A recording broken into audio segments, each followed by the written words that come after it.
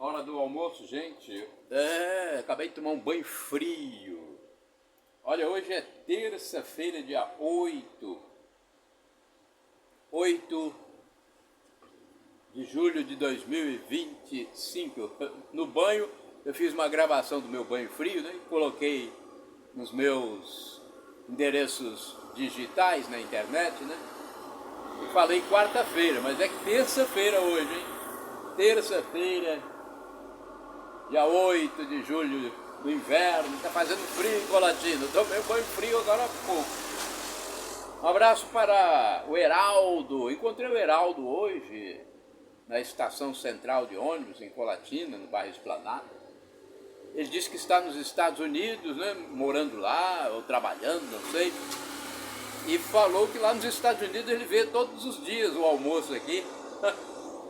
Ele acompanha. Deve ser estranho nos Estados Unidos, hein? Nos Estados Unidos, onde tudo é enlatado, alimento é enlatado, né?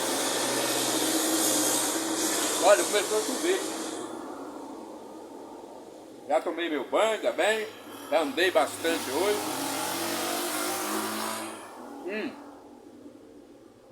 Para você que acessa @Paulo Roberto Maciel, 6 no Instagram, facebook.com/Paulo Maciel da Rádio, canal no YouTube @Paulo Roberto Maciel, Maciel 7919, o blog repórterpaulomaciel.blogspot.com. Olha o almoço frio hoje, hein?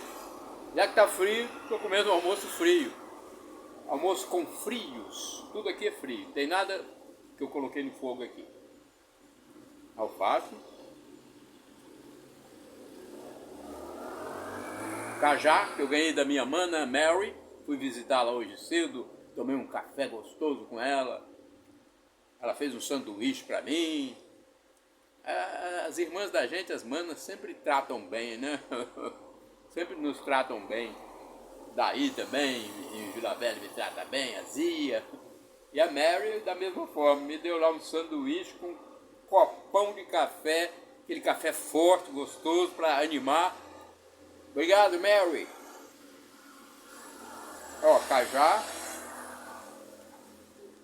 banana, vamos ver se ela tá boa.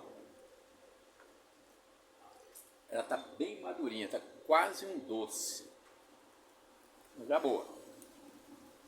E o queijo eu fiz aqui como se fosse uma fogueira, porque estamos na época de festa julina de Arraiá. Olha aí a fogueira, o prato, né? Feito aqui, preparado, como se fosse uma fogueira. Aqui, ó, o queijo. Em tiras, eu fiz como se fosse uma fogueira, né? Em homenagem aos arraiás do mês de julho, que vão até